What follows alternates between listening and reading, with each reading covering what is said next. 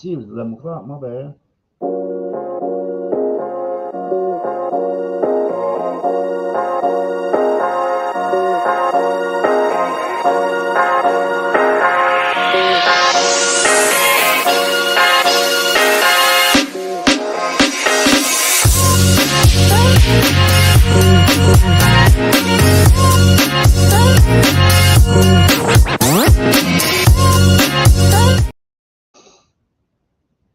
Ladies and gentlemen, boys and girls, children of all ages, I'm talking about my black people, my white people, my people. It's Sunday morning. It's 11 a.m. There's no better way to start your week than with the Sunday Rise. It is the Gentleman Jack. It is the big guy KG, and I'm the Midnight Rider. And if you can't tell by this funky background, this is my shout out to old school DC, graffiti on the wall, cool disco Dan, and those type of guys. That's my shout out, my homage to them. So if you don't like it, hey, I can't help you. But it's the dopest shit I'm doing today. We got a special show for y'all, man. We're gonna go through the trio. Some of the fellas have their own version of the college football playoff system, so we're gonna touch that. We got the nickel, and then there's some other games up from the slate that's gonna be perfect for us to hit too. It's 11 a.m.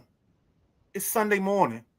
There ain't no better place to be. If we were Harbaughs, we would say, ain't nobody got it better than us. Nobody.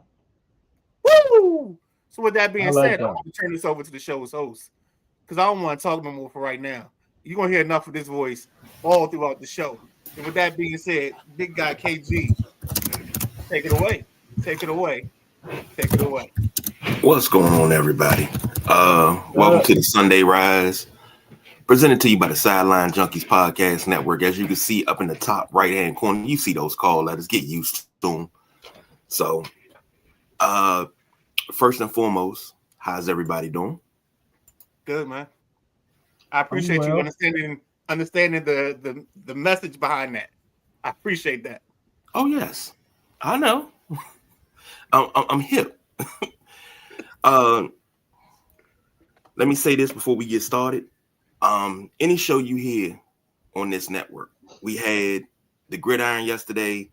That's available on every audio podcast, which was a great show. A couple of coaches jumped in to talk about the greatest fictitious sports league in the world, Craig. In the world, Craig.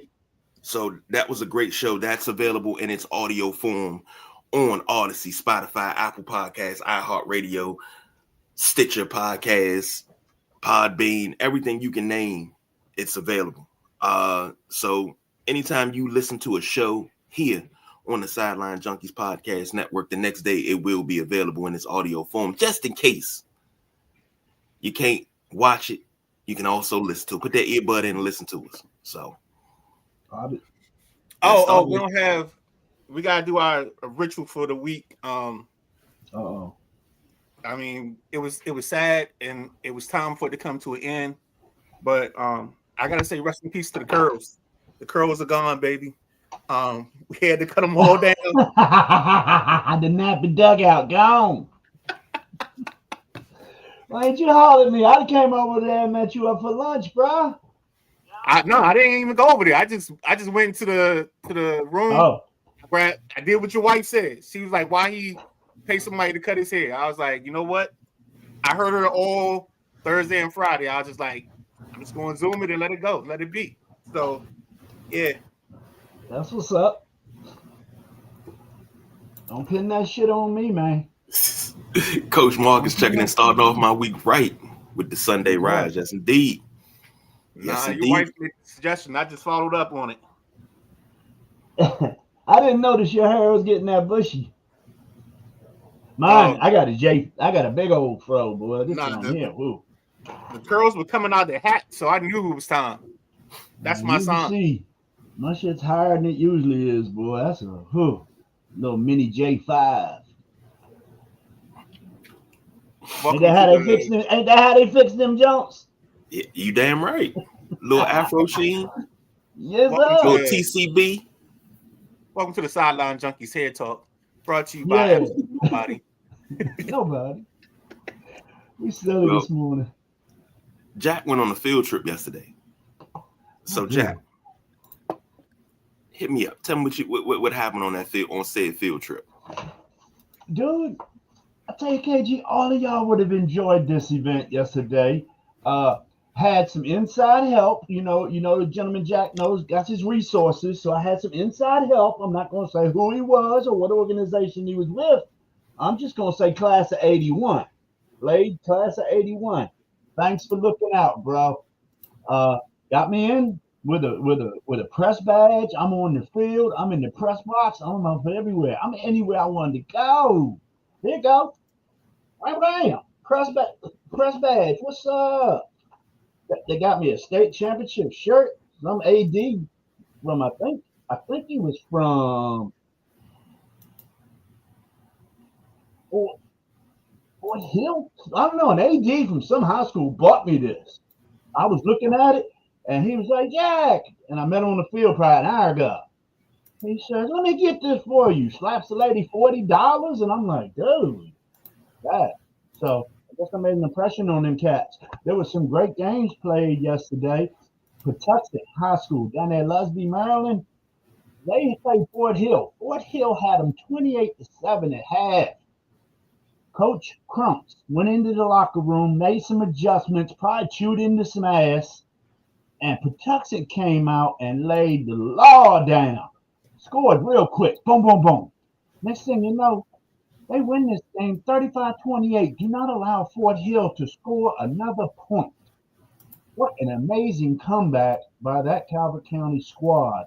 They got a freshman gunslinger over there. He's going to be in the passenger seat soon. Talked to his dad, got his information. His name is Braylon. What is that? Braylon Watson.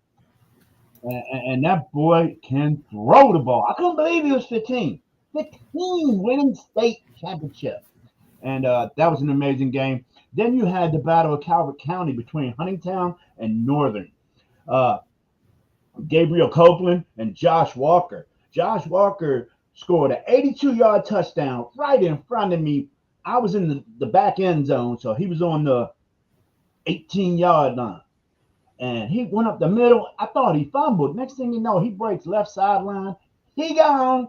And so I got him in an interview after the game. It was amazing. I actually have a picture with him with Coach Midnight Rider. This is Josh Walker right here. If Midnight Rider can pull it up. He had an amazing game. He's a great young man. Yeah, that's Coach Frill right there. Coach Frill to the left. Running back Josh Walker. I'm sorry, Walter. And he just had a hell of a game for this Huntingtown team. And they were able to come back and beat Northern in this. And then the last game I thought was going to be the best game, the 3A championship game between Linganore and Oakdale. Man, Linganore came out there like D1 shit, man. They wasn't calling plays. They was running up tempo. They get up to the line of scrimmage, look over to the sideline. They throwing Garfield signs up and stuff. It was the most amazing shit I've seen at a high school game. Linganore just dominated. It was 40-something to 7 at half when I left. It ended up being 56-17. Overall, Linganore had 7 state championships. So it was a great day. That was just Saturday's games, you know. Sherwood played Mervo. Mervo upset Sherwood 40-20 to win the 1A, 2A. And then that was the 4A, 3A. Dunbar was in the 2A, 1A. They defeated Lackey 50-0. 14th state title for DeMatha.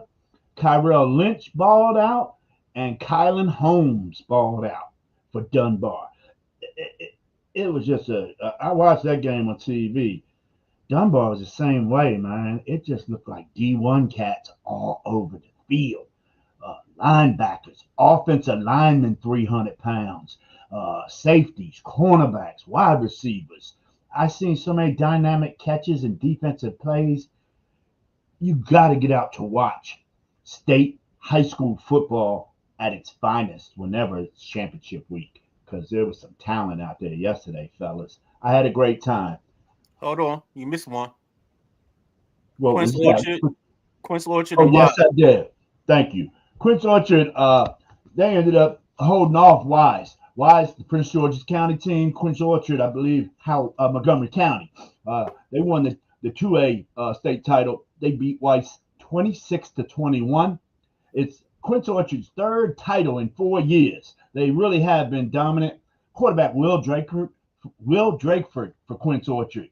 My guy is D1 all day. I forgot where he's committed to, but he's going to be something. And then Weiss had a running back named Cameron Parker. You could just see him putting everything into this game. Every kid I saw step on the field left it all on the field, guys. And that's what state's about, you know? I kept telling guys, not everybody can say they're a state champion. I never even made it to a semifinals playoff game. So if you can win a state championship, I don't give a shit what state you're in. That's an accomplishment for an athlete. So yeah, it was a great weekend of football. It seems like these football seasons have come and gone. You know, NCAA, we're selecting the bracket now. NFL, where are we? Week 14. I mean, football season just blew by like summertime blew by, you know? And this picture right here is the officials box. This is the guys that are keeping the clock, keeping the game clock. The announcer was in there. Oh my God, it was sweet hearing him call the game. I was just sitting in there soaking it up because I would love to call a game one day. These guys are very professional. This right here is H-Town. That's Huntingtown's whole squad, cheerleaders, everything, man. I thought that was an amazing picture right there. I didn't get pictures of all because, like I said, after I did all the interviews and the photos of this, the security came over to Gentleman Jack. Gentleman Jack, of course, had security come over to him. But they just said, hey, sir, we're going to do interviews and photographs and stuff up in the press tent. And I'm like, oh, my bad. I mean, I was doing interviews at midfield, grabbing players. So I didn't get a lot of pictures and stuff after the Huntingtown game because the guys told me about the stipulations, you know. All right, man. Good job, man. Great reporting. I look forward to I think you should do, I don't know what your schedule is, but maybe you should do a show around it, or maybe put it in with Coach on Monday, see what y'all can do, because y'all had a great show leading into this. But yeah, we got to get press pass Jack some showtime and make it happen, baby. I'm gonna get with Coach today and either pass on some information or join him. One of the two. We'll set it up. Me and Coach will set it up today. KG, let's hit comments real quick because they wrapped around what we got going on. Coach Mark said, I'm surprised Patuxent pulled that out. No, come on. Oh, it was amazing, Coach. It was amazing. I'm telling you, they shut that team down. Fort Hill got nothing in the second half. It was amazing how Patuxent. And like I say, this is Coach Cronce's third state championship. I think he got two at Patuxent now, and I think he got one at Northern. So I've known Coach Cronce for 20 years, and he made adjustments. He probably kicked a few of them kids in the ass, did a little cussing, but whatever he did at halftime, Coach, he shut them down. So yeah, that's how it went. Coach Jeff Ricker, huge win. There he is. And both great games. Mm-hmm. And Coach Marks is the Wise running back is a Sacramento State commit. That's a program we talked about 2 years ago that they're talking about making a huge commitment money-wise and financially to being a big program. So it's going to be interesting to see how that plays out. We got to get Coach Marks comment about Coach Powell too. Yeah. Well, hey, man, call me out on the pod. But yeah, no, thanks for chiming in. Weiss's, go ahead. Coach Mark, next Saturday, 11:30. If you win, if you lose, just jump in with me. We make it happen, baby. Gridiron, but that's another thing for another day. So, but All right. the running back, he was talking about is the kid Cameron Parker. So that's Okay. awesome to hear. But he's going over to the West Coast, man. He played one hell of a game, and that was a tight match too. Like I said, 21-26, Quince Orchard over White. What else we got? All right. Well, it was high school championship weekend. It was conference championship weekend in college football. And this one right here, I think, took everybody for a loop. The Duke Blue Devils What's up? shocked the world. 27-20 over the Virginia Cavaliers to win the ACC. Darian Mensah, 19-25, 196, 2 touchdowns and a pick. Nate Shepard, 21 carries, 97 yards and a touchdown. Hold on, we getting a little stiff here. What's going on? What's happening? Whoa, pause. Good Lord, what are we doing? Early on this, what are we doing here? Shoot. Of course. I need a mouse here. Let me get a mouse. Hold on. Give me 1 second. No. Just go to Jack for comment, and then I'll give you. I got you. Cooper Barkate, 5 receptions, 91 yards. For Virginia, Chandler Morris, 21 of 40, 216, 2 touchdowns, 2 picks. Harrison Whaley, 11 carries, 66 yards. Cameron Ross, 5 catches, 59 yards. Gentleman Jack, take it away. I see y'all saying shock the world. Who picked Duke to win this and screw up the whole ACC playoff bracket? Jack Carr said that. So Duke is not a scrub squad, man. I tell you, I felt bad for UVA's quarterback, but and I hate seeing cats crying on the field. But Mensah, he controlled that game, and then in OT, on a scrambling play, he found his big tight end, Jeremiah Housley, for the game-winning touchdown. And that was his second touchdown of the game. But the key play was Luke Murgo. I think that's how you pronounce his name, Murgo. He got the key interception to end the game. And why UVA pulled a trick play, I don't get it. I understand they were back to the 40 or 45 because of a personal foul on Duke's scoring play. So the penalty went on UVA's overtime attempt. So that I guess they started 25-30 and they bumped them back somewhere around the 40. So I don't get why UVA came out off jump and did a trick play. I thought that was stupid. Stay with the program and continue doing what you was doing the whole game. I mean, big win for Duke. I mean, they're not going nowhere. They just get a ship, and it's their first ever ACC football championship for the Duke Blue Devils. So go Duke, go. Simple for me. This is the worst championship game ever assembled. The ACC needs to be politely kicked in the ass for staging this bullshit, because you should have had the 2 top-ranked teams.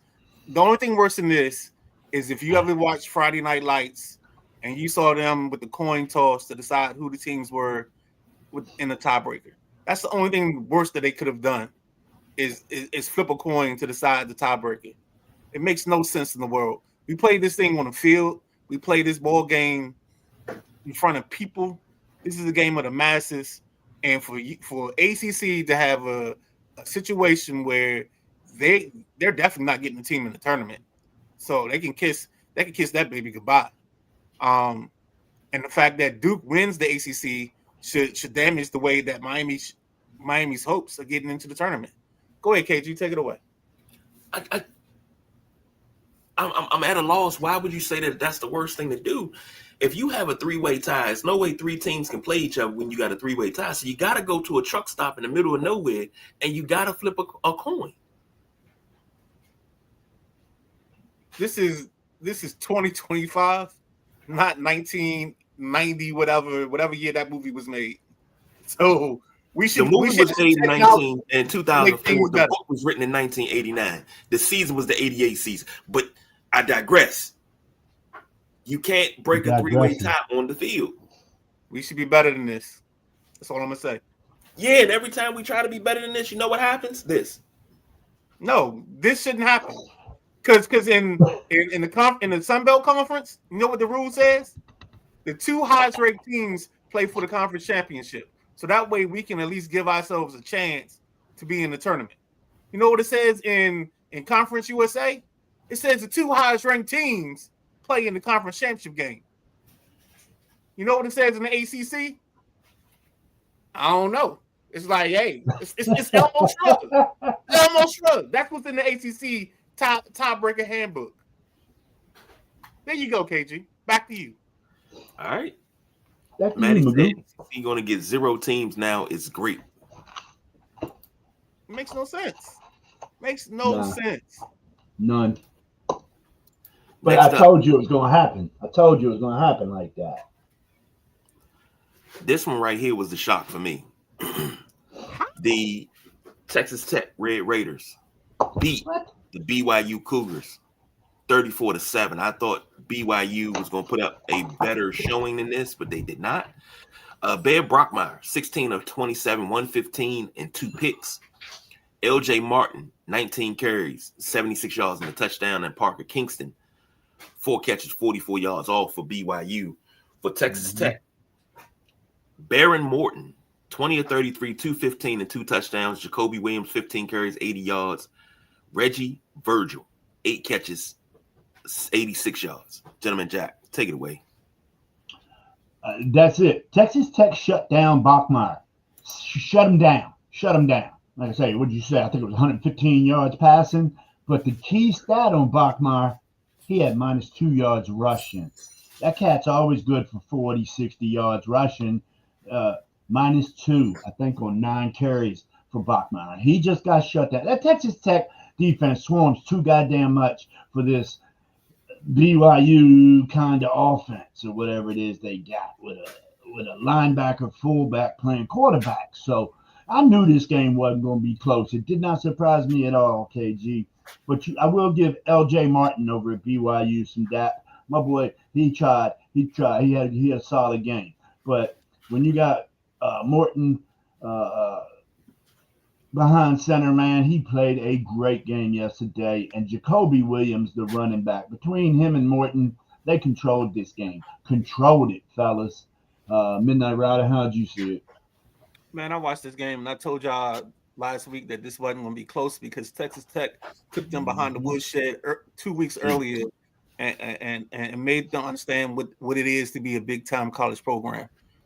Texas Tech and their boosters have put 20 plus million just into their defense. Not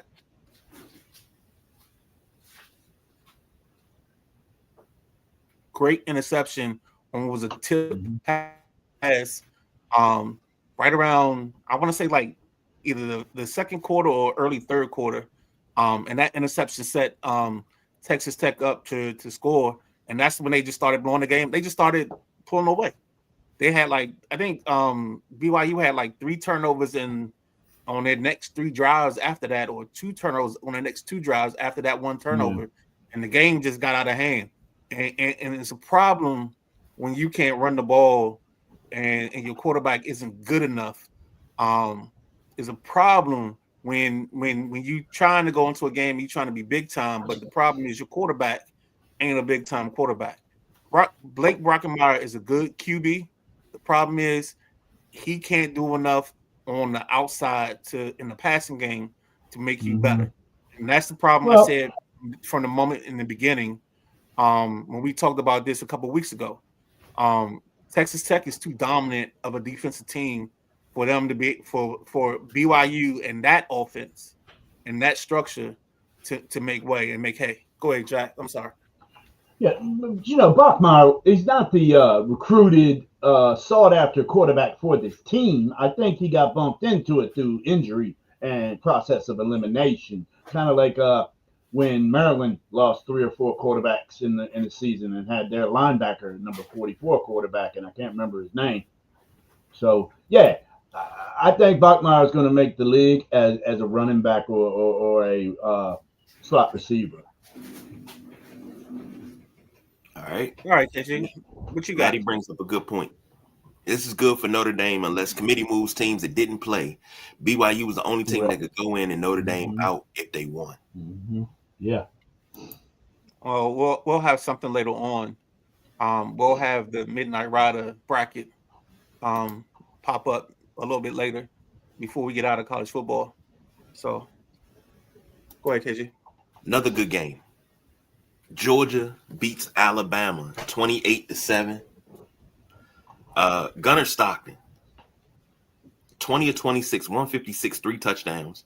Nate Frazier, 13 carries, 52 yards in the touchdown. My guy, Zachariah Branch, had 5 receptions, 53 yards, and a TD. For Alabama, Ty Simpson didn't quite curl over. Yeah, just didn't quite get it. 19 to 39, 212, a touchdown and a pick.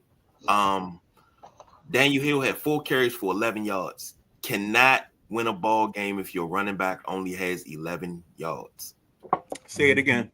You cannot win a ball game if your running back only has 11 yards. Turn to your neighbor and say it again. You can't win a ball game if your running back only has 11 yards. Amen. Mm-hmm. Amen. God is good all the time. And all the time. God is good. Jeremy Bernard had 6 receptions, 62 yards in the touchdown. Before I throw it to you, Jack, let me say this.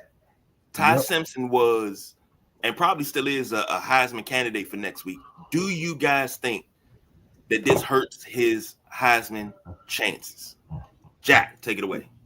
Yes, I do. Yes, I do. I don't think he was that high on the Heisman list. I think I'm in my opinion, 4 or 5 on the Heisman list. But I'm gonna take a tee off of you, KG. What was you saying about how many yards the gentleman got? 13 yards. You can't win a game. 11 yards on 4 carries. And continue. How did you say your little phrase?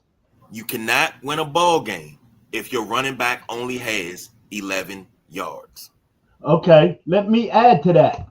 You cannot win a ball game if your team has -3 rushing yards. So let's give that.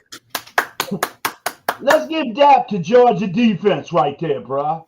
I mean, they had 3 sacks and they gave up -3 yards rushing. And it's not like them cats didn't carry the ball. They had probably 25, 30 carries per the team.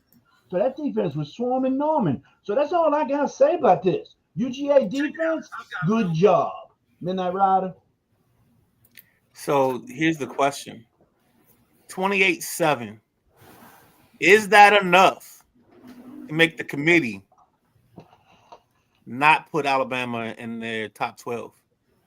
Now, we're going to get an answer in the next segment from me in my bracket, and I know Jack's got a bracket, or I think Jack's got a bracket. Yeah, I got some.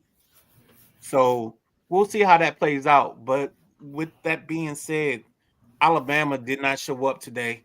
They hit the clock. They called in. Like they you know how when y'all watch those videos of people and they got their cell phone cords in their ears or trying to look like they in the hospital? That's what Alabama did today. Alabama looked like they were trying to call in sick for work. You know what I'm saying? And the phone call didn't go through. So I think Alabama is still in because, again, you can't punish. And here's the interesting, what's the word I want to use? Conundrum. It's an interesting conundrum that we have because you can't punish BYU for losing in a conference championship game and then say you can't punish Alabama for losing the conference championship game. So this is where the rubber meets the road, and this is where let's not lie to ourselves. This is where it comes down that tricks are for kids, and it's about money. So the money is going to play a big key in this ball game. And again, you'll see that in the bracket from the Midnight Rider later on. But back to you, KG. Maddie brings up a good point.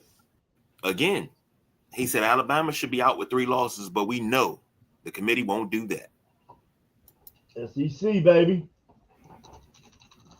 This is why when we get to the 16 game formula next year, there'll be guaranteed bids for certain conferences. But I digress because I shouldn't be saying this online and out in public. So content.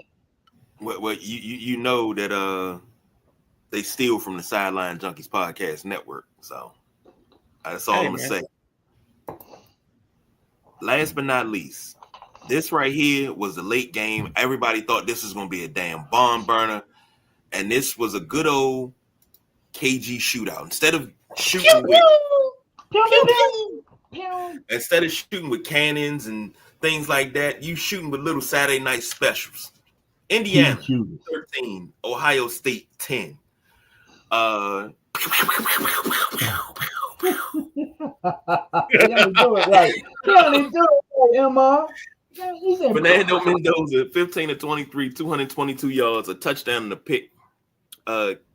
Kaylon Black, 16 carries, 69 yards. Charlie Becker, 6 receptions, 126. Julian Sand, 21 to 29, 258, a touchdown and a pick. Bo Jackson, not that Bo Jackson. 17 carries, 83 yards. Jeremiah Smith had 8 catches for 144. Now, this is the Buckeyes' first loss. Of course, both of these teams make the playoff, but same question I posed at the beginning of the last game. I posed this about Julian Sand, another one that was on the Heisman list. Does this hurt his Heisman chances? Gentleman Jack, take it away. This is a tougher one than the Ty Simpson question. I think the Heisman's between Pavia and Mendoza. Yeah. So hurting these other guys' chances. They might get an invitation, they might be chilling at the Heisman show, but they're not for real consideration, man. It's Pavia and Mendoza's party. So they just coming to hang out. They just invited. But if you look at it over at Ohio State, Bo Jackson, as you mentioned, man, my man he's having an amazing season. And, it's opening eyes because everybody's like, oh, Bo Jackson. It got me in the beginning of the season. I think I had to look into it. Is this Bo's son? No, it's not. But this man is putting out a name for himself. And wide receiver over at Ohio State, Jeremiah Smith, the best wide receiver in the country. And that's why they call Ohio State wide receiver U. It's Ohio State and LSU. Ain't they the two that fight over the name wide receiver U? Yes, sir. Yeah. That boy Jeremiah Smith, man, I'm putting him the best wide receiver in the country. But Charlie Becker for Indiana, he stood tall. And Mendoza, he ran that offense fluently, efficiently. It was a great showing by him. Defense over at Indiana, that's who won this game. Indiana's defense won this game. 5 sacks. Sand was on his back a lot. So let's go Indiana in the defense. And I am the gentleman Jack who picked Indiana over Ohio State. So I had a great weekend of college football picks. Got them all right. 4 for 4. So you're absolutely right. Sand spent more time on his back than a prostitute on a Friday night and payday. So that's crazy. Yes, sir. Yes, sir. But with Indiana did one thing this offseason. And I gotta give Coach Cignetti his credit. Coach Cignetti understood that his ball club, last season, when they got punched in the mouth, they didn't have, as Mike Tyson says, everybody got a plan to get punched. And this ball club figured out what to do after they got punched. And I thought so many times last night when I was watching this ball game that I thought Indiana would shrink in a moment. But no, they came out and they kept fighting back. And then their defense was even as emphatic and as physical as Ohio State's. And if Indiana's going to play football like this, I'm going to tell the Big Ten right now, it's going to be a problem. Y'all going to have some problems. Because with Coach Cignetti, he ain't going nowhere. He ain't got to figure out what to do with his family. he gonna have some good times over here in Indiana. He gonna make it work. So get this statue ready, because he's gonna make some business and he gonna make things happen. So, to all my Ohio State fans, hold on, Jack, hold on. Yeah. So this is the Boones, this is the Linwood Wades, this is Flash, and all them other people that love the Ohio State Buckeyes. Y'all got punched in the mouth yesterday. Mm-hmm. And then for some reason, I don't even know how your field goal kicker pulls a kick that far left. Jesus Christ. I know. They should have had him kicking on College Game Day to get somebody some scholarship money, but that shit was terrible. Yeah, KG. I felt terrible. I felt bad for the kid, y'all. And I do. I still feel bad for him because he's gonna have a bunch of messages. He's gonna have a bunch of people. Death threats. All of that. It's gonna be horrible. But Indiana, if y'all recall, late in the game, I think it was somewhere around 2:20 left in the fourth, 3rd and 6. Mendoza goes back smooth as silk, hits his man on the right sideline, 33 yards, first down, lock it up, ball game's over. That's right. They needed to hold Indiana on that 3rd and 6, and they stacked the shit out of the box. I don't know why. I mean, if it was 3rd and 2, I'd stack the box, but he caught his man in one-on-one down the right sideline and dropped a pretty one right in the bucket, man. There's been some nice touch passes from Mendoza, man. I think he's going to be a sweet pro. And let's give a shout out to Indiana for winning the Big Ten, probably their first Big Ten title of all time, ever. Well, they lost to Ohio State like a million times in a row. They ain't beat Ohio State since shit. Sliced bread. So, KG, go ahead, take it away. I'm gonna say something. We meant to mention this at the beginning of the show. Congratulations to Matty Ice. Gotta say congratulations. Oh, yes, sir. I meant to mention at the top of the show, Matty is a grandpa. Him and his wife, grandparents, beautiful baby. Congratulations, Matty and the family. Man. So hey, tell Matty, let me know what I need to send a check so we can I can have naming rights for the child. We can name it Midnight Rider, Catlin. You know what I'm saying? Well, we always got a thing. Whenever the babies are born, for the first 3 to 4 years, they got an intern at the network. That's so right. Guaranteed job. You know, as soon as the baby come home from the hospital, you know, do the 2-3 days in the hospital, boom, hit that intern thing. Baby got a guaranteed job. Check coming in. We pay our interns. You know, we pay our interns Similac, Enfamil. We pay expensive. I mean, if, you know what? I understand if Midnight Rider is too intrusive. I mean, you can call it Benjamin Steven, but I didn't want to be that personal, so that's why I said Midnight Rider. Yeah, man. Maddie said, the fourth quarter play calling by Ohio State on 3rd and 4th, and 1 inside the 10 is why they lost. Yeah. He also said there's an escape clause. Their escape clause is that BYU was out already and had to win to get in. That's true. Mm-hmm. I agree with that. Mendoza made 3 critical throws and Sayin didn't. And he said since 1966. That's right. Oh no! Ain't that when they created sliced bread? 1966. I'm gonna say this, and I'm gonna say this to you, Jack, because you said this, and you kind of rubbed me the wrong way when you said it. When you said that Pavia, I think you said Pavia and Mendoza were the 2 guys. Correct. The simple fact that you left Jordan Love out of that equation, because everybody outside of Indiana knows that Jordan Love is the Heisman Trophy winner. I'm sorry, Jeremiah Love is the Heisman Trophy winner. Thank you, Dario. I got Jordan Love on the brain. We'll be talking Packers later on. But he is your Heisman Trophy winner. Again, if he does not win the Heisman Trophy, what is that, December 8th? I think that's when we do the Heisman. Nah, this is 13th. No, that's December 8th. No, it's next weekend. Next weekend. The 13th. Yeah. Mm-hmm. That night. Hold on. December, I don't mean to cut you off. December 13th, is my big sister's birthday. I've been getting text messages and notes since December 1st to remind everybody that it's her birthday. So Oh I'm gonna say it Lord, here you on got the one of show. those? Yeah.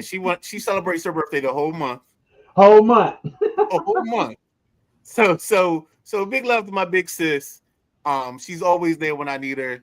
I apologize to anybody else that doesn't have a big sister like mine. You gotta find one. Because I'm keeping mine. But there we go.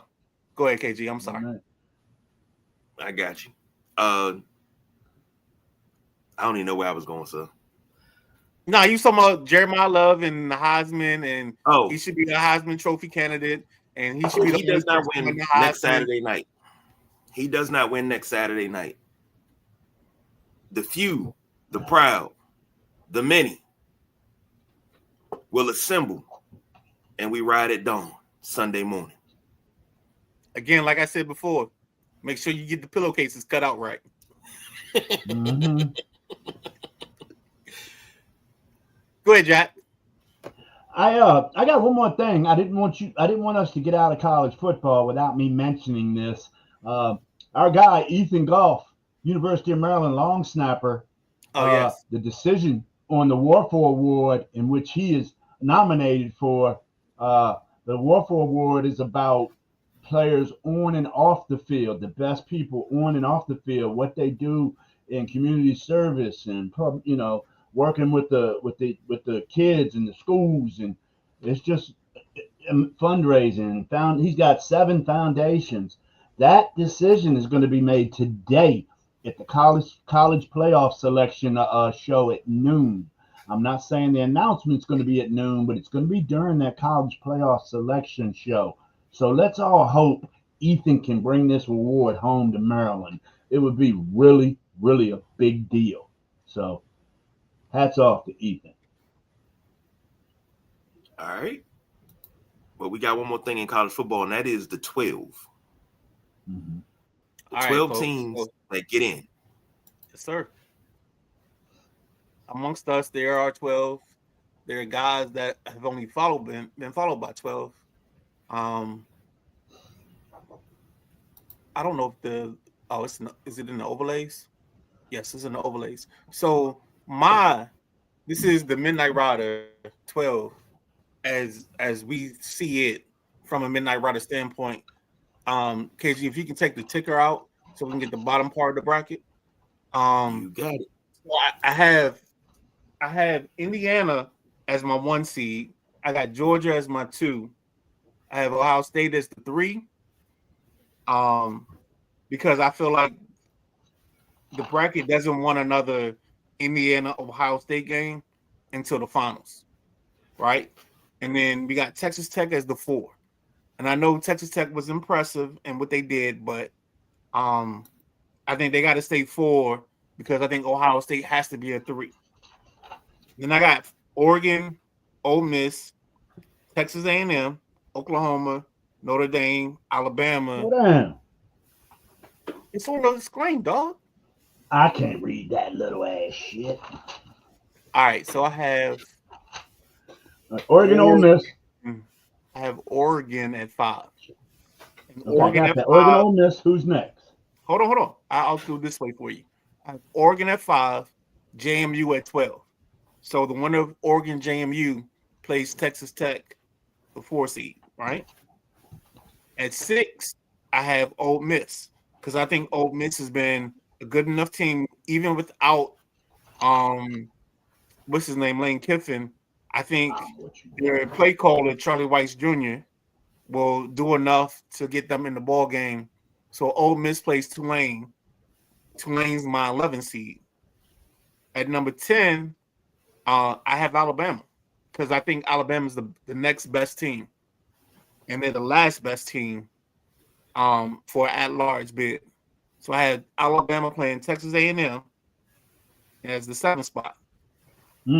Up the screen at 8 and 9, I got Notre Dame because, yes, I'm a homer. And, yes, I'm a homer. And I got Oklahoma.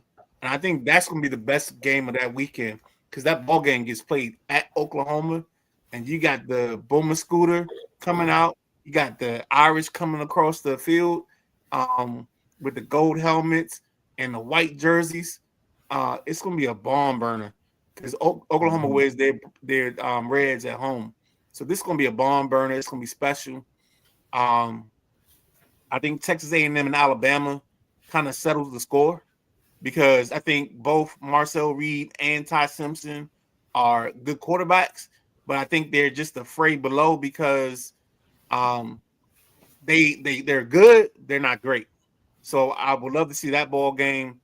Ole Miss Tulane is part of the reason why I think we're going to end up at 16 teams next year because the committee's going to get frustrated with having these subpar programs, Tulane and JMU, in the process. And they're going to want to push them down as far as possible and let them get embarrassed by the system. So that's where I have my bracket, Midnight Rider bracket. Indiana 1, Georgia 2, Ohio State 3, Texas Tech 4. That's your 4 bots. And then at 5, we got Oregon, and they play the 12, JMU. At 6, we got Ole Miss, and they play Tulane, which is the 11.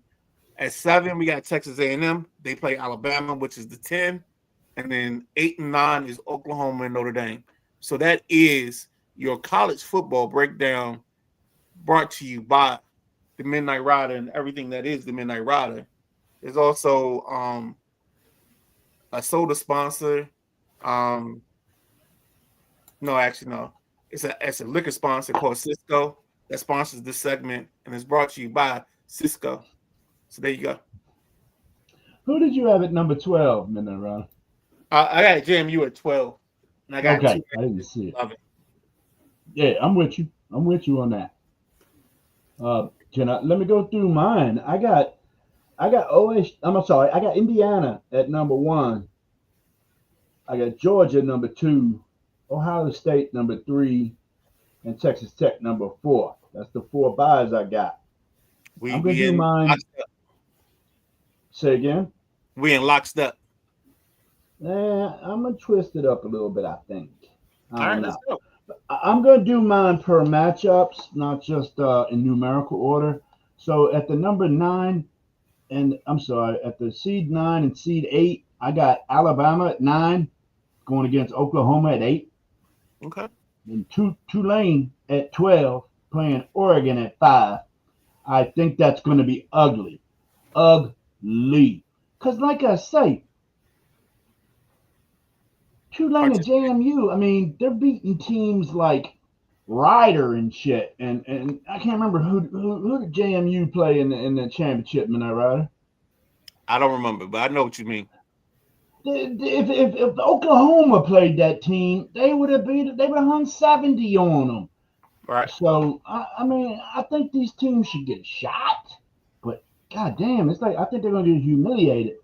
So I got Tulane going with Oregon, the 12 versus 5, and then the 11 spot I got JMU in there, and it's going against Texas A&M in the number 6.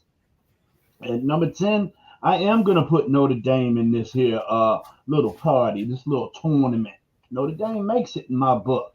They've been lingering on the outside looking in for the past 4 weeks, and then they didn't get to play this weekend, so they was really looking in, you know what I'm saying? So I give Notre Dame the credit for how they turned their season around. They had a really, really competitive start to their season. They weren't playing chumps.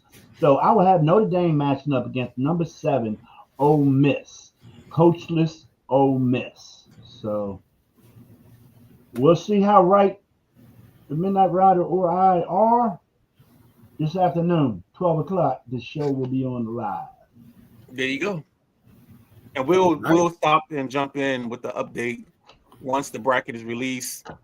We'll give you full coverage of what the bracket looks like. We may not have a graphic, but we'll at least let you know what the teams are.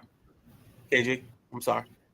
All right, let's take a quick break, come back, reset, get in the nickel, and get some NFL going. So hold tight.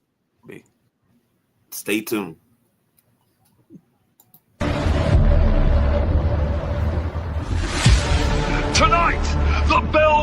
rings and the stories begin. Welcome to the ride.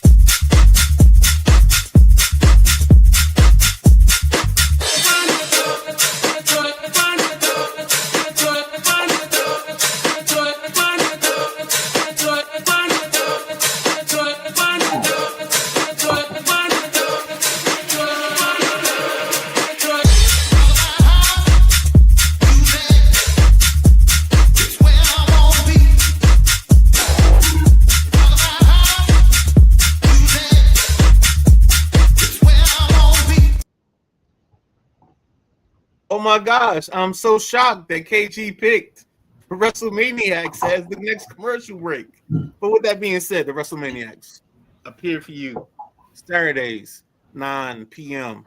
They are the mothership. They are the thing that got this thing started. Shout out to them. Shout out for a great show last night. Shout out to the Gridiron for doing what they did yesterday at 11:30. I'm gonna be as apologetically stuck with my own show. If we gonna self-promote, I'm gonna self-promote too. But here we are coming back. It's the nickel, it's things that's coming up next. And let's go ahead and store the KG and let KG take the show over, man. Let's go. All right. Before we jump off into the nickel, as the Midnight Rider says, Saturday Night WrestleManiacs, as you can see, that's the new intro. Don't get played a lot, but that new intro has little house beat going on because we have our debates about the house music. So, hey, but before you do anything, before we get to this nickel, do me a favor. House is for Baltimore, KG. House music is for Baltimore. Subscribe and like with YouTube. Subscribe and You heard what Meatloaf said. Subscribe and like with YouTube, please. But Don's from Baltimore. That's why we do that. We always debate about house. Who got the best house? Right? Don's from Baltimore, so we have a debate about house, and he don't understand go-go, so we get into it all. Well, that's what they say up north. You know what I'm saying? That I can't get into the house music, and the cats up north say go-go beats a motherfucker. I mean, go-go beats a bitch to dance to, and I'm like, you don't know how to beat your feet. That's all. If you ain't got no rhythm, I understand. I can't stand house music, man. I grew up on it, man. Grew up on it. All right. First game of the nickel. Colts versus Jaguars. Colts, 1.5 point favorite. Jaguars, over the Jaguars. Over under is 44.5. Gentleman Jack, take it away. Indianapolis Colts, man, a surprise team for some, but I knew Daniel Jones was going to exceed and excel in Indiana. I really did. Once I saw the weapons he had around him, and one of them, Jonathan Taylor. I mean, one of the best running backs in the league this year. His numbers are tremendous. And wide receiver Brian Thomas, man, he's just a man-child. Goes up and get what he wants. You get the ball in his vicinity. Brian Thomas can make that. So this right here game, it's got the AFC South lead up for grabs. You know what I'm saying? The Colts try to win in Jacksonville for the first time since 2014, guys. That's a long time, Willis. So we'll see. I think Daniel Jones is a better quarterback than Trevor Lawrence. I am a Trevor Lawrence fan. I wish him success, but I'm not sure. I think Jacksonville's success right now is due to their defense. Lawrence, he's got 16 touchdown passes, yet he's got 11 interceptions. So I look for Lawrence to turn the ball over in this game.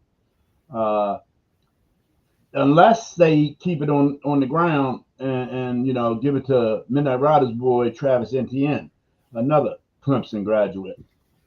He's having a stellar season this year, Midnight Rider. You know he is. He's probably going to be a 1,000-yard rusher, in which I don't think he's done because he's been so injury prone his first several years in the league.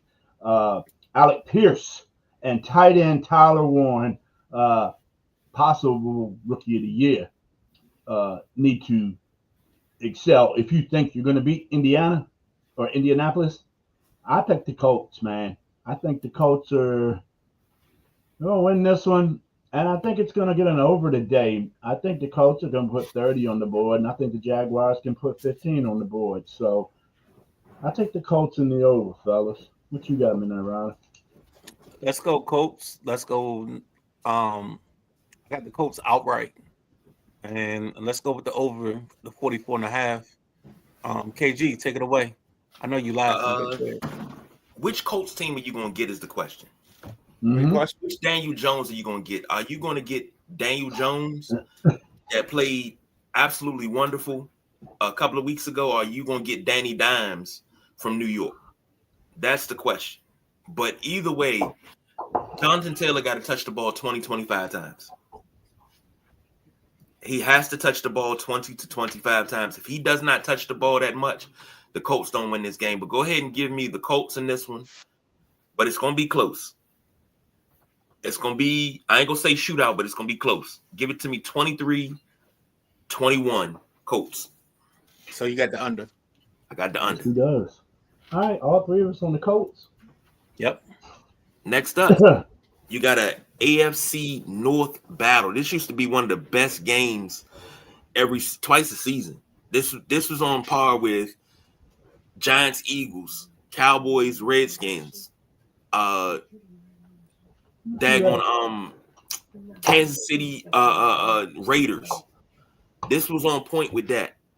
Not so much right now. Two teams struggling. This is for the AFC North division crown. Steelers versus Ravens. Ravens 5.5-point favorites. Over under is 43.5. Gentleman Jack, take it away. Well, Pittsburgh, Baltimore, man, usually a slugfest.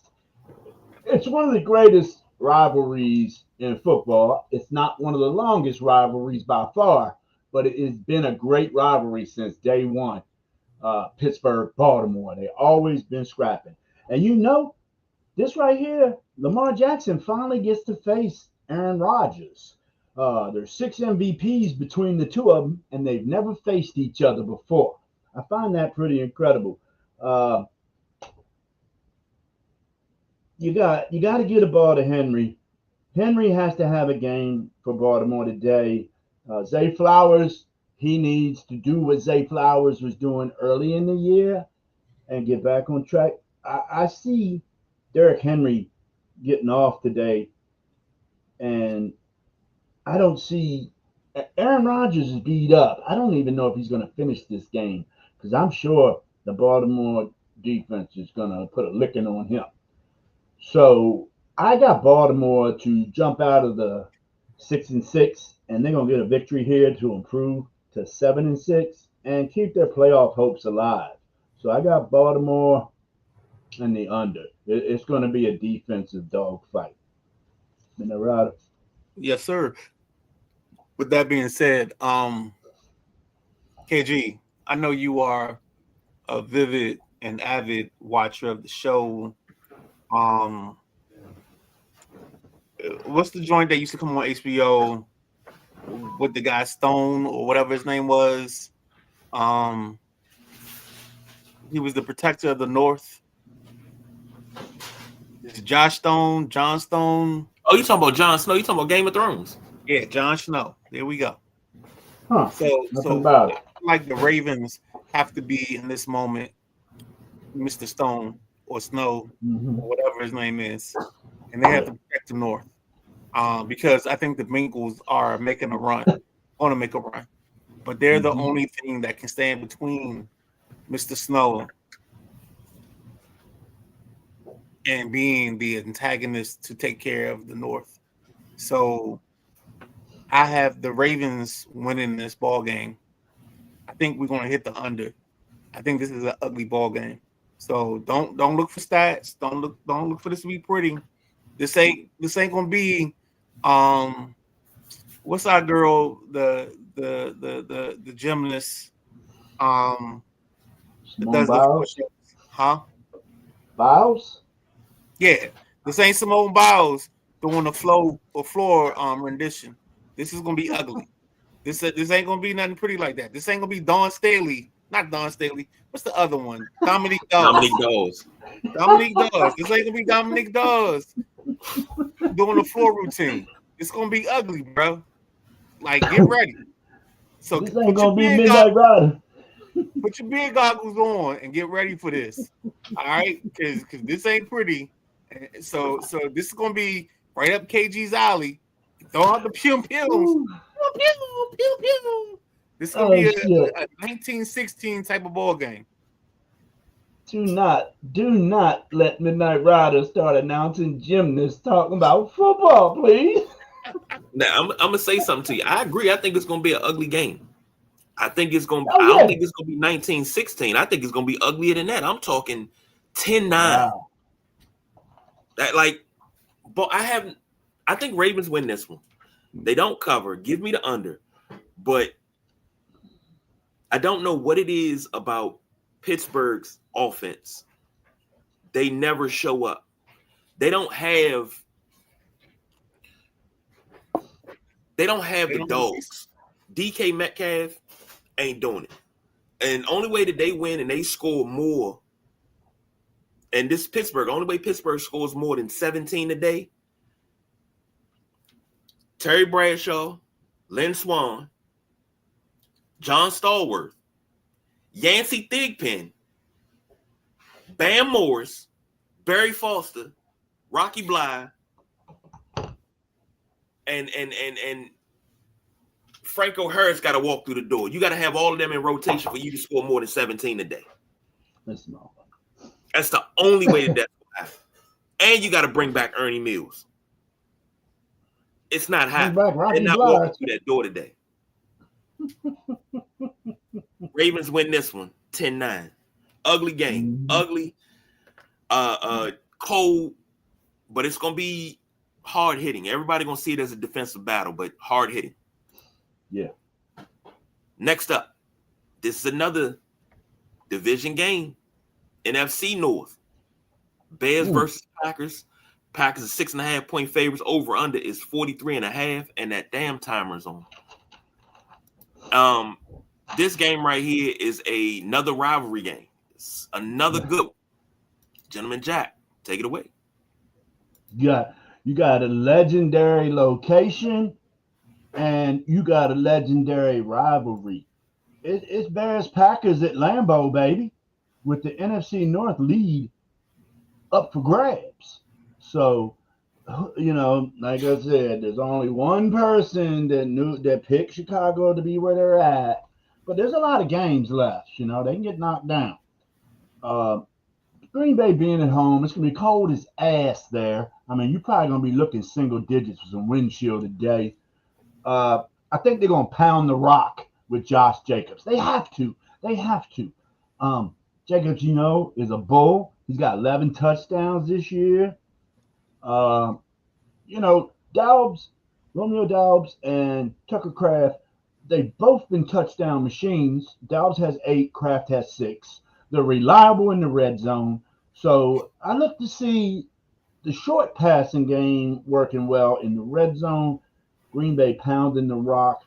I just don't know if Caleb will show up for his big rivalry fight for first place game. This is the first really big game for him, in my opinion. We're here at week 14, and they trying to go for first place in the NFC North. So I don't know if Caleb's going to show up, but if he does, he's got to work with DJ Moore and Colston Loveland. Both of them are his favorite receivers. Swift. I got him in my damn lineup today. So Swift, give me 80 yards and a touchdown at least, please. Odunze is out. Yep. I look for Green Bay to pressure the shit out of Caleb Williams, Green Bay got 32 sacks as a team, and that's led by, everybody knows, Michael Parsons with 12 and a half. And then you got Rashawn Gray with 7.5. Them two are coming at you from both sides like bookends. And I think Caleb Williams is doing better, guys, by getting rid of the ball quicker, a little bit more 3-step drops versus 5-step drops. So we'll see if Caleb has grown into this role, or he's not ready for this yet. Because this here, prime time, showtime, Caleb. Put up, shut up. And the same for Jordan Love. Put up, shut up. Prime time, showtime. I got Green Bay. I'm gonna go over because I think Green Bay's defense might score a little bit today too. So I'm gonna put the Packers at 30+ points on this game. And I don't know what the Bears are gonna do against that Packers defense. That's the only thing that scares me, guys. That Packers defense is out of sight dynamite. So I'm gonna go Pack and the over. Midnight Rider. I mean, this is the Nadia Comaneci of football games today, because I got the Packers winning this ball game. Being dynamic and dynastic. If you want to take a time to believe in love and the way it feels, this is the space and the moment to let it in. A house is not a home. There's no one there, and a chair is still a chair without no one sitting there. And that's how I feel about this Packers ball game. I think the Packers win this ball game. Their defense stands tall. I want the over 43.5. And I'm gonna be, you know what? Normally I don't do this, but I'm gonna take the -6.5. I think the Packers distance themselves today in this ball game because of their defense, because of Michael Parsons, because of Rashawn Gary, because of what you said, gentleman Jack Carr. I think there's a difference and there's a distance between the two. And I think the Packers make it known. So give me the Packers 6.5, 43.5. I'll take the over. And let's make it do what it do, baby. So.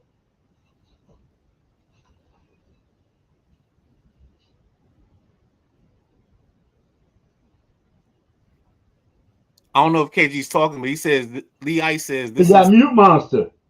This is a statement game for the Bears. If they are for real, they show up, but Green Bay will win. There we go. And looky, who showed up? Tim Watkins. I hope no Notre Dame in the small committee votes. Why you gotta do this, man? I mean, he got to be upset because BYU lost yesterday. But don't take it out on us. Like They got smoked. You know. And good morning to you. Saying you just came out of the hospital, but you know, hey, you get the smoke. You always gonna get smoking. You come on this show. Now, oh yes, I would love to pick the Bears in this one, but I can't. Not even a little bit. I'm gonna pick the Packers with the 6.5. Give me the over. Give Packers 38, Bears 28. So next up, you got the Bengals versus the Bills. Bills are 5.5-point favorites. Over under is 53.5. I'm looking at the rushing leaders. James Cook is only 54 yards behind Jonathan Taylor for the rushing lead. We haven't seen rushing leaders like this in maybe a generation or two, when you used to have Barry Sanders versus Emmitt Smith, and it would come down to the last day to see who won the rushing title. I think we're getting back to that point where the running back is not obsolete. So that's going to be a good thing. But the Bengals are surging. The Bills are trying to pick up pace. But let's see what they got. Gentleman Jack, take it away. Well, Cincinnati 4-8. But the one good thing in Cincinnati is Joey B is back. And nobody's more happy than that than Jamar Chase. With these, the Joe Flacco's and I don't even know the other bums that were quarterbacks for Cincy during Burrow's injury, but they just wasn't getting the ball to Chase like it needs to be done. And everybody knows Joe Burrow, Jamar Chase, they like peas and carrots. You know what I'm saying? They've been playing together 8-10 years. They play together at LSU and they're playing together in the pros. So I'm telling you, Cincinnati is back, but the only reason they got a shot at playoffs is because they're in the AFC North, which is deadlocked at 500, So I don't know if they can. It's going to be crazy because Buffalo been a little up and down, if you ask me. They don't beat the teams they're supposed to beat, but they win some big games. So you need Cook. As I said, he's a big rushing leader. He's got 1,200 yards, 8 TDs, and Keon Coleman and Dalton Kincaid. So I think Josh Allen's going to be able to outdo Joe Burrow. So I'm going with Buffalo. What's over under? Ooh, Lord. God damn. I'm going Buffalo and the under, man. That's a big OU right there. Buffalo and the under for JC. What you got, Midnight Rider? So keeping with the theme of gymnasts, I'm gonna go that Joe Burrow is the Kerry Struggs of this cycle of games. The problem I have is I'm looking at the screen and there's snow coming down heavily in the process of this ball game, and I don't know if Cincinnati has enough will and enough heart to deal with the snow. But in the words of the show, winter is coming. And are they going to be ready for winter being there? Are they going to be able to answer the bell? It's Kerry Strug. If memory serves me correctly, she answered the bell with a bad ankle and landed her thing at the end of her mount or whatever it was, and stood up tall. And I think today is the time for the Bengals to stand tall, because if they want to make a playoff run and they want to be at the table when it comes to the playoffs, if they want a seat in the seat of 12 or the seat of 16 or whatever the playoffs, 14, if they want to sit there at that table and cut their steak, they got to make it happen today. So I'm gonna take the Bengals. I'll take that plus 5.5. I love life on the dark side. But that under, I got a whole lot of love for that under right now today, because the way the snow looks and the way this thing plays out, I think we got an under ball game. It's not gonna be impressive. It ain't gonna be pretty. But Kerry Struggs is when it comes time. Joe Burrow, Kerry Struggs is going to limp up to that mount and do her display and do his display. So I got the Bengals winning this ball game. Go ahead. Right now, the Bills are sitting at number 7. They're sitting at number 7 in the playoff race. The Bengals are number 12. They got a 3% chance right now. If they lose, they're virtually out of the playoffs, because there is that 3% chance after that. But it's the crazy thing about the Bills. This is their type of weather. If snow's coming down in Buffalo right now, this is their type of weather. This is where legends are made in Buffalo. Legends are made. So give me the Bills. James Cook runs for 137 yards on 29 carries, 2 touchdowns, and he catches 1 receiving short. Like I said at the beginning of the season about this Buffalo team, they remind me of the early days of the K-Gun offense. If they start running no huddle with Josh Allen being able to throw the ball and run the ball the way he does, the way James Cook is such a reliable running back, they got to get their receivers back on par. This could be a dominant run like the Bills had in the late 80s, early 90s, early to mid 90s, actually, where they had one of the top offenses. But I think it translates a little bit better. So give me the Bills in this one. Running away because this is theirs. Give me the over. Bills do the heavy lifting. 51-3. All right, let's go. What we got next? All right, couple comments real quick. Yeah. Tim said, go Commanders. Appreciate that.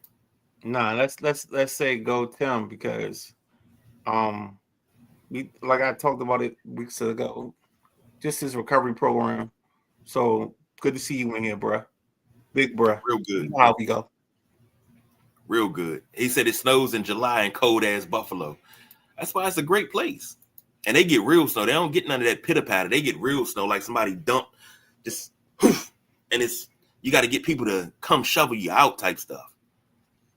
Uh-oh. Last but not least, we got the Commanders, 1.5-point favorites visiting the Vikings. Over under is 43.5. This one right here boggles the mind. But I'll leave it at that. Midnight Rider, take it away.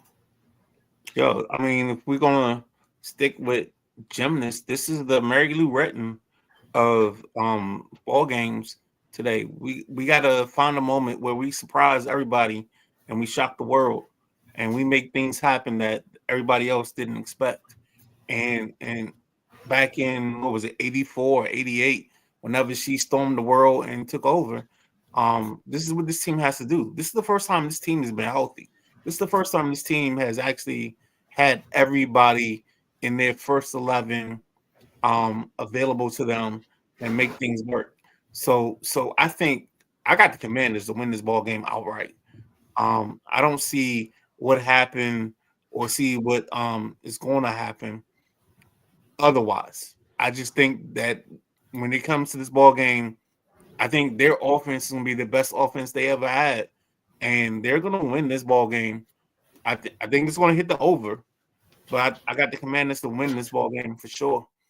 So I don't know how you want to look at it or how you want to talk about it, but I think the Washington Commanders with Noah Brown, I think you get a touchdown from Noah Brown, and I think you get a touchdown from the young fella, Mr. Lane, today. And maybe I'm drifting on a mystery. I'm out there, you know. I know that maybe everybody doesn't see the place that I want to be, but I think we can make it happen. With Jay Lane, because I think I don't think he gets a touchdown on the offensive side. I think he returns a kick for a touchdown. And this team's going to have enough. And I think we beat the Vikings, sadly, to the perspective of other people. But I think they win, and we make it happen. Now, here's a question that I have for you. This is one of those tough things because the Commanders sit at 14 right now at 3-9. The Vikings are 12. So if the Commanders win, their playoff probability is still less than 1%. If they lose, less than 1%. Right now, where they're sitting at, less than 1%. So nothing changes and it's the same thing for the Vikings. Nothing changes so as far as playoff seeding goes. This is all about drafting. That's all this. No, it's this not. is all about drafting. No, it's not. No, it's not. Okay. This is about figuring out who you are. Because I don't know if you saw the thing last week, but this is a team trying to find their identity, trying to find their north. And they have to find their north no matter what. No matter what the disparaging comments are, no matter what the world says, they got to find their north as a team this year because they need the identity to go into next year. They can't. It's like, there's a song. It's like you got to be with the one you want. How's that New Edition song? I want. like I love her for sure, but the best thing in my life, you know where I'm going with this. It's not. God, I can't think of that song, but it's a New Edition song that says, "You got to be with the one you want to be with," and I love her so. I can't. God, I'm struggling on this right now. All right, but go listen to some New Edition, and we will be all right. Go ahead, KG. I'm sorry. Tim said Vikings 30, Commanders 20, and Midnight Rider, my man, a true Commanders fan, knows the Vikings are going to win by 10, but you go ahead and go down with the ship, baby. Oh. Jack, Vikings Commanders, man. I'm saying playoff seeding. Midnight Rider say no, you got to find out who you are. What you got on this game? Well, this game, first of all, I disagree with playing Jaden Daniels. I know, I was excited at what Joe Burrow said last week when he came back to a team that more than likely is not going to make the playoffs. But Joe Burrow said, I get paid a lot of money to play a kid's game. I'm going to play if I'm healthy. So I guess that's what they're doing with Jaden Daniels. I just hope he don't get hurt. This is a battle between two teams that have fallen off extremely hard from last season. Minnesota was a 14-win team, and the Commanders had 12 wins last year. So you need Debo, McLaurin, and Zach Ertz to show up today, because this running back by committee thing, I mean, I know Krosky Merritt's getting majority of the carries, but goddamn, every time I look up, Rodriguez getting stopped for 1 yard, and McNichols getting the, I mean, that's run a back. Give somebody 25 carries, and you might see some production, more production out of your run game. They get it, but they might see more, I think, if you give one back majority of the carries. Bobby Wagner was questionable for this game. I have not seen the update. Minnesota, J.J. McCarthy in 6 games has 6 touchdowns and 10 interceptions. So the Washington defensive backfield and linebackers better get a pick today. Better. I'd like to see Washington's defense score today. And I think Washington's going to win this game.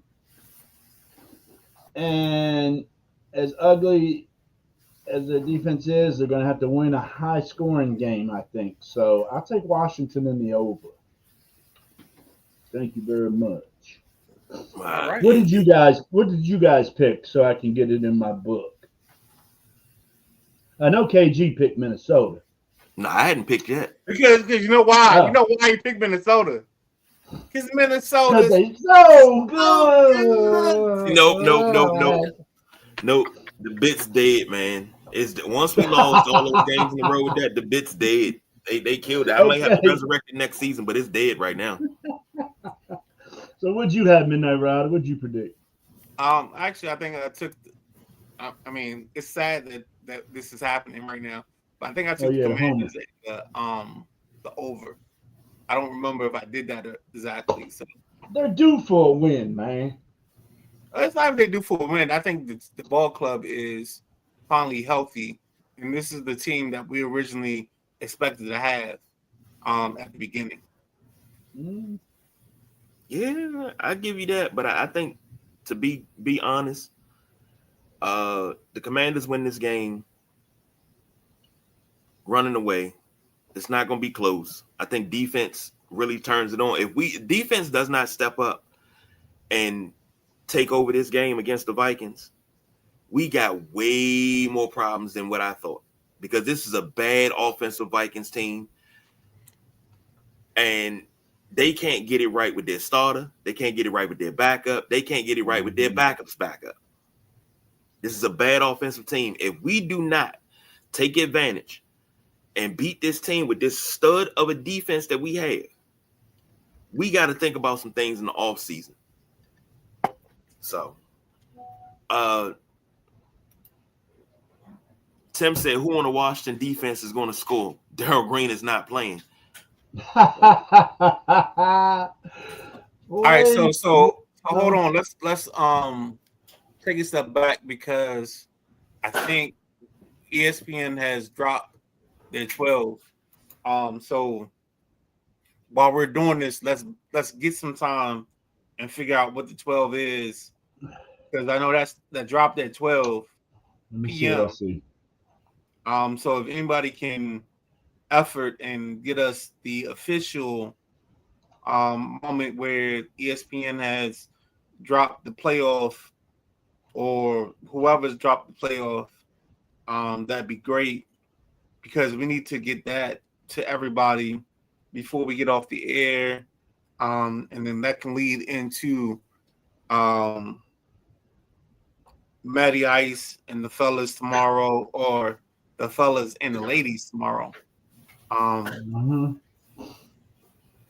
I don't know how this is going to work, but KG, real quick, you said Commanders. How did you have the Commanders winning this ball game?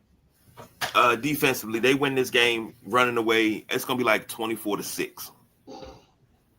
Okay, and Jack, I don't remember how you said how you wanted this to play out for the Commanders. I got Commanders and under. Commanders and under. No, I'm all sorry. right. Over. Commanders over. I didn't hear what KG said. Okay. KG. 24-6 Commanders. Is it because you think the players are back? Like, what makes the Commanders the way in this situation? Definitely the health of the squad. I'm sorry, I didn't know if it was addressed. No. Go ahead because I agree with it's Scott. open. I'm gonna say the Open same the thing. You got question. everybody back. Yeah, it's definitely the health of the squad. Do either of you know if Wagner's playing today? I haven't seen anything. He's been questionable the whole time. And looks like Matty's given us the top 4 teams. So it looks like Indiana's 1, Ohio State is 2, Georgia's 3, Texas Tech is 4. And he said these are real top 4s, not his prediction. So it's got I'm not finding Oregon it at yet. 5. I'm really trying to pull this up as we're talking. Yeah, me too. And While the we do problem that, is, we the still problem got. is go ahead. We got the blitz. Now this is just rapid fire, no over unders. Just rapid fire. It's 2 games that had to be talked about. The first one is Chiefs versus Texans.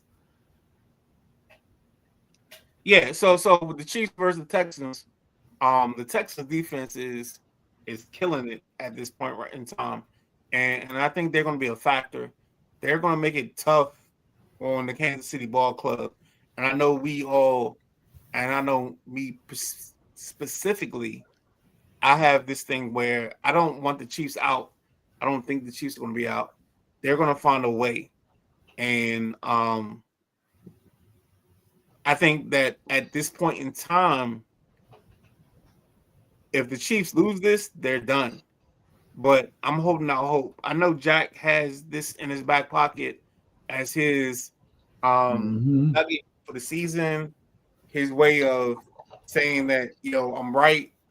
But I'm going down with the Chiefs. Like the Chiefs and me, I'm the dude playing the tuba as the Titanic goes down. I'm gonna play the tuba until the Titanic sinks, and I got water coming up over my shoelaces. So that's how entrenched I am into the Chiefs. Go ahead, Jack. I don't know. I don't think Chiefs can be able to handle this Texans defense, man. They another one that's just swarming, chasing quarterbacks, causing problems for quarterbacks, causing problems for offenses. If Stroud can play like he did last week, and the rest of that Texans offense can produce, I don't see how how Houston doesn't win this game. I like Houston again. I just think the Chiefs are done. They are done. They're toast. They're cooked. The timer has gone off. It's time to pull them out the oven and bye bye Chiefs. So yeah, I'll take the Texans over the Chiefs in this one. Well, I if I'm not mistaken, the Texans have the number 1 defense in the league right now. Yes. It's Houston, Green Bay. Oh, who's that third one? Yeah, Houston's up there. Green Bay's up there. There's another one, but go ahead. You're right. I would like to see the Texans win this, but I think by some sort of stroke of genius and a miracle by Patrick Mahomes, it happens. The Texans lose this game, but it's going to be controversial. Oh, Lord. So, Maddie chiming in, he said, number 6 is Ole Miss, number 7 is Texas A&M, 8, the final home team is Oklahoma, and the SEC gets 3 home games. Now we get to the situation where we figure out what's next. Yeah, we get to the meat and potatoes of it. Number 9 is Alabama, meaning they go to Oklahoma. So Alabama got in with 3 losses. Told you they was going to. They don't want to mix up that thing of teams playing in conference championship games. But the problem is BYU's gonna fall out no matter what because BYU isn't prominent enough. They don't have enough wins or significant wins to put them. But I think that's bad news for Notre Dame right there. Nah, Notre Dame's gonna be 10. You think it? Yeah.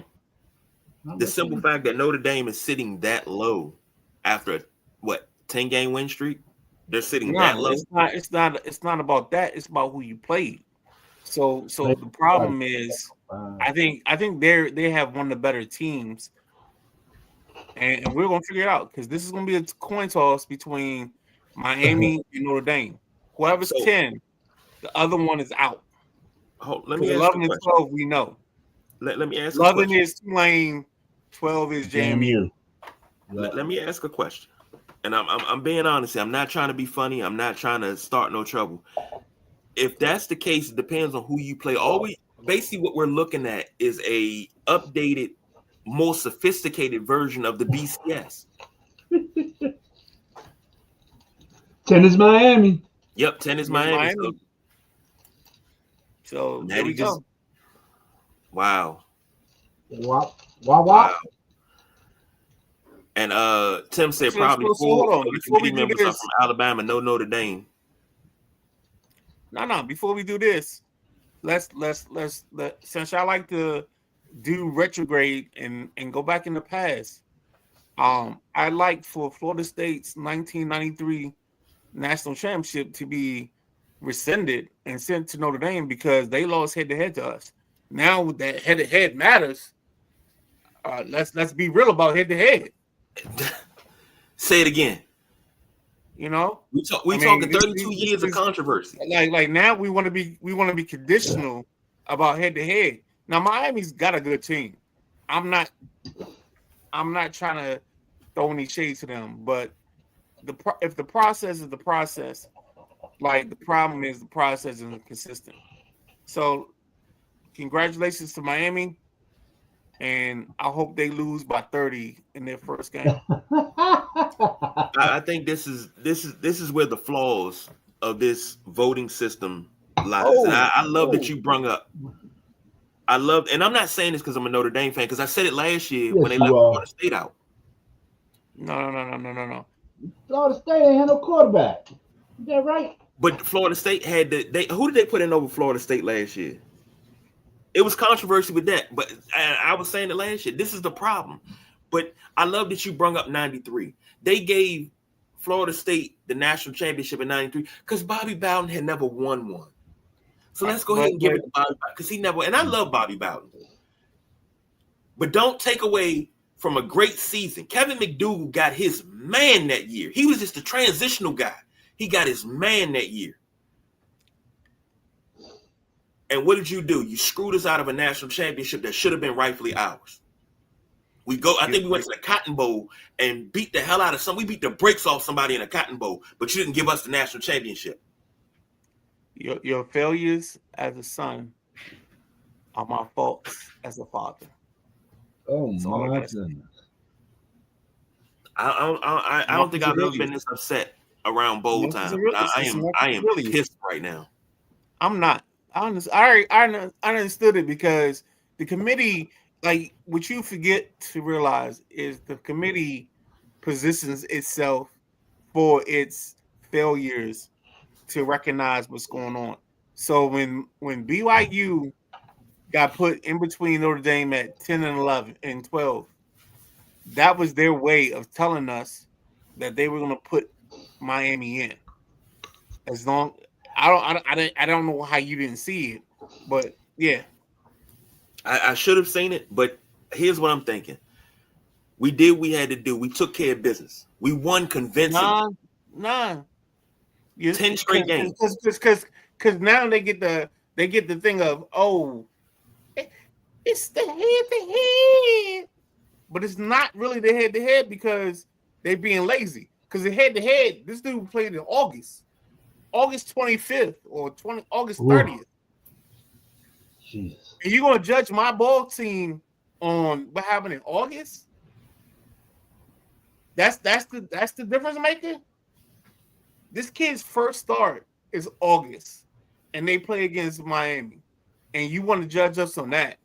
Like that's the part where the NCAA finds convenience in being convenient for the story that they want to portray. Sorry, Jack. It's all good. Lee said the U baby. Tim said Miami got in. Yeah. Maddie said, just don't get what flips them when neither played. Mm-hmm. Exactly. Tim said, got Notre Dame and got my man some cheese to go with that wine. Go Notre Dame and get my man some cheese to go with that wine. Yeah. Way to go, BYU, who did Notre Dame beating their conference championship game. We're going to stop having this conversation. You do. Obviously, it does not matter if you were in the conference. Stop. You do need it. You do need it. You're being harassed right now.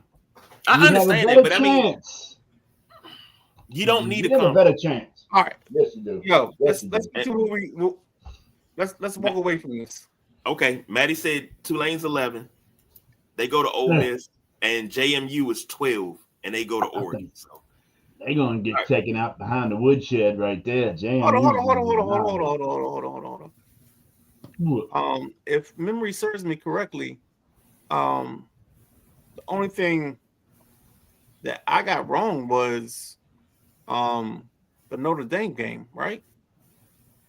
Let's see. Yeah, I had Notre Dame. Yeah, I had Notre Dame, but Oregon, JMU, Tulane, Ole Miss. Is that right? Yeah. I had Tulane and JMU's opponents flipped. So yeah, we got some things going on here. Yeah, we do. But let's get out of here, man. Let's get people to their games. Let them enjoy their Saturday. Second game of the Blitz. Eagles versus Chargers. This is a tough one because both teams are up and down. So, gentlemen, Jack, Eagles versus Chargers. What you got? Well, the Chargers are expecting to have Justin Herbert for this game, so it's going to be a Monday night showdown, bro. Can the Eagles get right? Because that's not the Eagles team that I think they have on the rosters. What's killing me about them. But Justin Herbert has just been on fire, 21 touchdowns so far this year. That's a nice number. Almost 3,000 yards passing. Saquon from Philadelphia Eagles, numbers are down tremendously. He was probably somewhere plus 1,400 yards last year at this time because he was threatening 2,000. You look at Barkley this year, 740 rushing yards. So I think Herbert's going to chuck the ball today. He's going to chuck the ball all over the place to all his wide receivers. And I look at the Chargers to win big at home in this game and mess up Philly's. You know, they got Dallas scraping at their heels, but Philly, they're gonna drop to what, 8-5 if they lose this game. So I'm going with the Chargers in this, man. Midnight Rider. I'm gonna keep it simple because we doing this blitz. I want the Chargers to win. The question I have is actually the hand of Herbert, but I think Philly just gets in their own way. The one good thing is the Chargers get back Amari Hampton, so maybe he can make some things happen in the run game. So I'll go with that, and I'll live with that. KG, I don't know what Eagles team is going to show up. This is one of the ones you don't know who's going to show up. So, hell, let them tie it. Be done with it. But I think the Eagles find their footing. They continue to run on. And this is a close one, but give it to me, Eagles, 24-21. So, last but not least, before we get out of here, let me tell you this. All lines are brought to you by our unofficial partner, FanDuel. Yes, so, next up, what you eat? Oh, shit. Oh, good day. What we eating? Let me think. If you don't know, Jack, I'll go ahead and start. Please. She's not answering me. So I made some chili yesterday. Ooh. Dog, it was chili season. It's even funny because Big Sis hit me up Friday and was like, "Yeah, I'm making chili," and she was like, "What do we do when we make chili?" And I was like, "Yo, you got to make sure you got the diced tomatoes with the oregano. Yeah, what we eating? Basil joint. You gotta get the tomato paste. And with something else. And it looks like Jack Carr, wife said he eating her if he wants something to eat today. So let me not. Don't you dare! No, man! Don't talk like that. Not nice. I get in trouble. Don't do that. Jack Carr got a coochie board on his plate. Too much. But no, to go with the jokes, she said, "I don't know, I'm going to the movies." So JC might be hopping around to find some grub this evening. So for me, I'm honestly eating a TV dinner. I'm about to boil some rice, and I'm gonna add it to the chili that I made yesterday. I did chili, onions and peppers, chili powder. I did the whole nine. The funny thing about yesterday, my dinner was never my dinner because I ate throughout the course of the day. I would get like little cups of the chili because I kept trying to taste it because it was like in play. I was making it as I was going along. So yeah. But you pour your chili over rice sometimes? Yeah. I've never had it like that. We do it over spaghetti quite often, but I've never had it.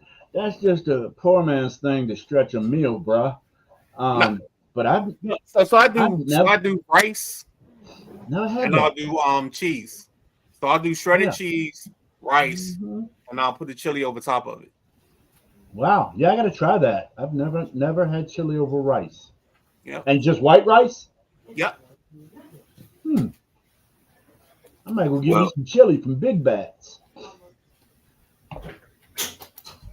Jeff Ricketts says Notre Dame got screwed. Alabama should not be in.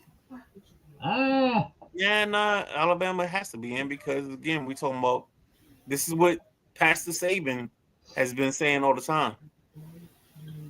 And look at Jeff Ricker. I know. Ah. You should be loving a cheesesteak.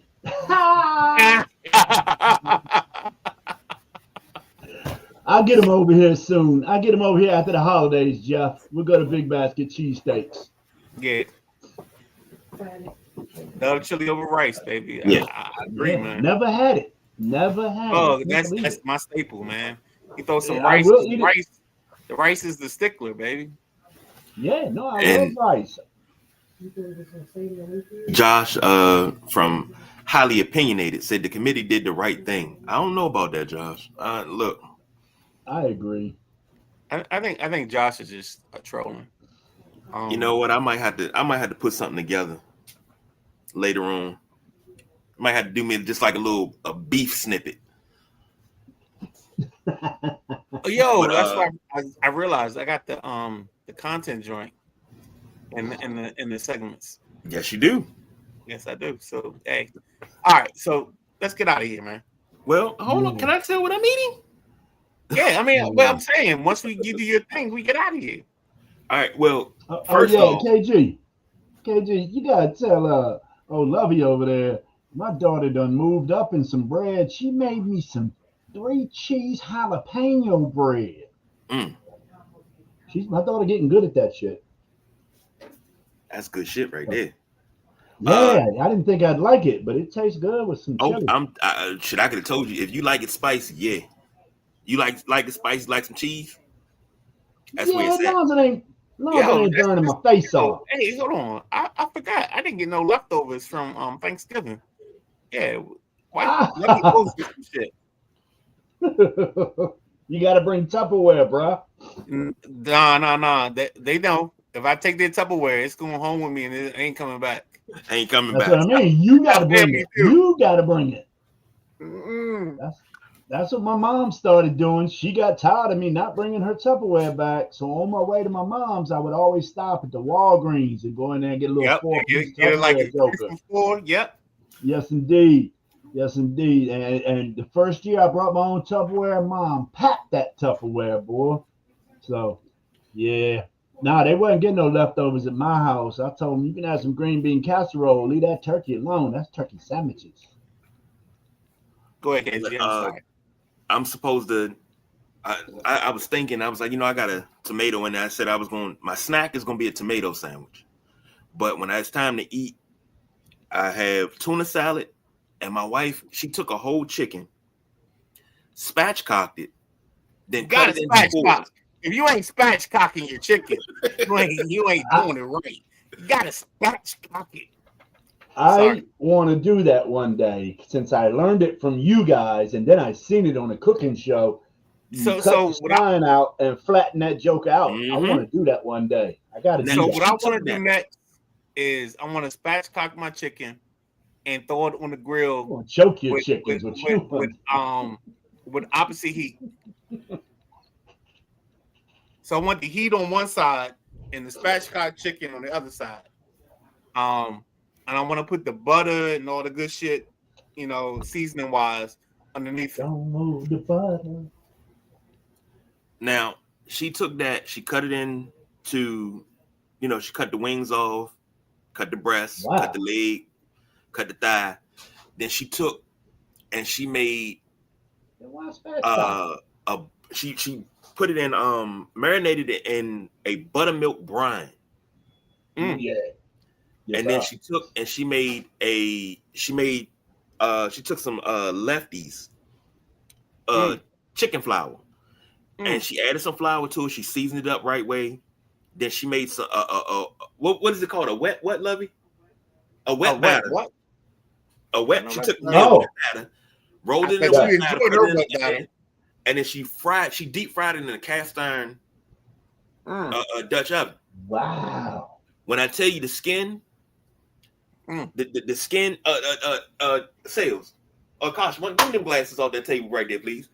When I tell you the skin was so delectable and it was so good, it put Popeyes to shame, gentlemen. When I tell you put Popeyes to shame, I'm not lying to you. I'm sitting there and I got it. I ate a piece of it. You know what I did. That's tenderism right there. That's what that was. That's what that was right there. Tender love. Did not need no hot sauce, no ketchup, no mustard, no condiment. You could eat that chicken just by itself. I ate a cold piece last night just to see. Just wanted to test the theory to eat a cold piece. God damn it, I think it was probably the best piece of chicken I ever had in my damn life. Yo, I'm gonna tell y'all right now, I love y'all motherfuckers, man. I say shit and I got you. I got you. If I had my iPod, I would have played the song if I had my old ass iPod in here. Look, I couldn't get you right there because I was talking about the chicken, so I couldn't get you there. But the way she made it, and then she made the tuna salad, and that's on point. That's I'm like, all right, I'm good. I don't need nothing else. Like, and I'm trying to stop myself from eating so much, but I gotta, I feel like Pookie, man. It just keep calling me and calling me. I'll get you a cheeseburger. That's where it feel like, man. So that's what we having today. Lee Ice said Michael Irvin called and said all drinks on him. Oh man, no boy, drinks and the yayo. I don't want to hear that. All right, man. Let's wrap that thing up. Final thoughts before we get out of here, fellas. Hey man, we had a great weekend of college football. Can't wait till the tournament starts. I know we gotta shift our shows a little bit, so get ready for the show shift and the time schedule to shift. So, with that being said, I'm out on my end. Jack Carr, take it away. Yeah, he's right. Get ready for the shift in shows, shift in content. I know I mentioned it Thursday, but I'm going to mention it again because there was some great basketball on yesterday. NCAA basketball is in full swing. All the holiday tournaments are playing. There's been some great matchups. You had the Duke Blue Devils defeat Florida Gators last week by 1 point, and Duke also defeated Michigan State yesterday. Yep. And then you got a strong team like Arizona that balled out last night, man. Damn, I forgot who they played, but they were a ranked team, and they annihilated them. That Arizona squad is tough. And, even though Duke beat Florida by 1, there's still something to worry about. So NCAA basketball is already in full swing. They played 7 to 9 games already, and I look forward to covering it. When NFL season gets to this point, and my home team is doing what they're doing this year, I'm ready to jump on to basketball. Sorry about that, Commanders, but I need some exciting shit in my life. And right now, college basketball is on fire. KG? I'm gonna be upset about it for quite some time because I don't understand what the thought process was. Notre Dame not making the playoff is going to piss me off for quite some time. So I just want to say that's my wrap it up. It's going to piss me off for quite some time, and I'm just highly upset. I got one more thing, guys. Yeah, I got one more thing. In the passenger seat Wednesday night, we're going to be doing a special time this week. It's going to be a 9 p.m. show. We're usually at the 8 p.m. slot, but we got head coach at Calvert High School, head football coach, Rick Sneed. And the reason we got to go to the 9 o'clock slot, Midnight Rider, is because Coach Sneed is on the coaching staff for the the Southern Maryland All-Stars that are going to be playing in the Southern Maryland versus PG game out at Oxon Hill next weekend. So if anybody's looking to go watch some good football, this here is going to be the PG All-Stars against the Southern Maryland All-Stars, played at Oxon Hill High School. I do not have the time, but if you go to some of the high school sites, you'll be able to find it. If I'm not mistaken, Coach Devon and Coach Mark coaching in that too. Yeah. Yes, correct. I'm sorry I didn't give them that too. Yes, Coach Devon and Coach Mark Wilson are coaching in that too. And then after this special 9 p.m. episode, we come around on December 17th, right before the Christmas holidays get rocking. And we're going to have a big time guest in the Passenger Street, you guys. We got Coach Joe Wooten from Bishop O'Connell basketball. And if anybody knows the name Wooten and basketball, they know it's legendary. Legendary Coach Morgan Wooten was his father. And I look forward to talking about young Joe, learning the game, growing up, with this big shadow that his dad had from the 70s on into the 2000s. Morgan Wooten was a legend and the winningest coach in basketball history. But we are here to talk about Joe's success at Bishop O'Connell. So that'll be the 17th of December. Please don't miss it. All right. Go ahead, KG. All right. For the Gentleman Jack, for the Midnight Rider, I'm the big guy, KG. Enjoy the games day. Make sure you get your fantasy lineup set. Don't forget the biggest thing. Like with YouTube. Subscribe and like with YouTube. You heard what Meatloaf said. Subscribe and like with YouTube. Don't forget that. So for the Gentleman Jack, the Midnight Rider, I'm the big guy, KG. We did the overtime today. We are out of here.